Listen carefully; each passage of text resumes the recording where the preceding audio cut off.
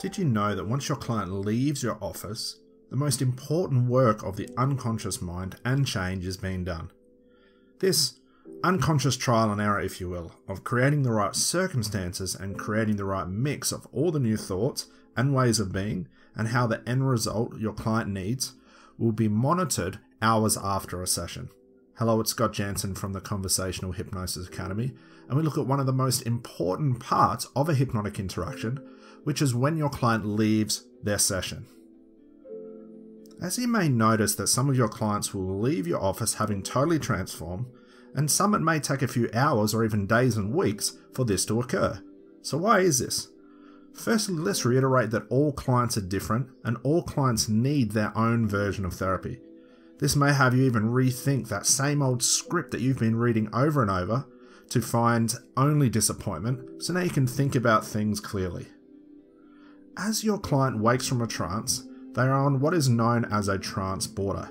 This is a metaphoric line that has them sitting on the fence of trance and normal thinking.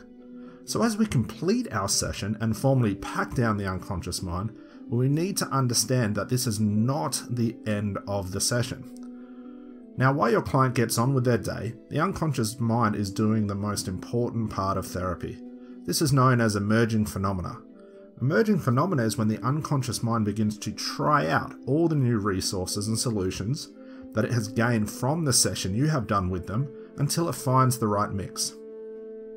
Meaning that your client may experience some wins and may experience some failures along the way to a complete change. Your client may go home and have that cigarette and think that they failed. Then a few hours later, when the routine kicks in of having another smoke, they may find the craving is not there, so they resist having one. Then that evening, they might find themselves outside again inhaling and notice that the taste is not pleasurable, or even the normal triggers of seeing people smoke does not tempt them to do the same. Then the next morning your client wakes up, they may hit a major craving, have a few smokes, and get on with their day, only to find out it's now the end of the day and they've forgotten all about smoking for the rest of the entire day.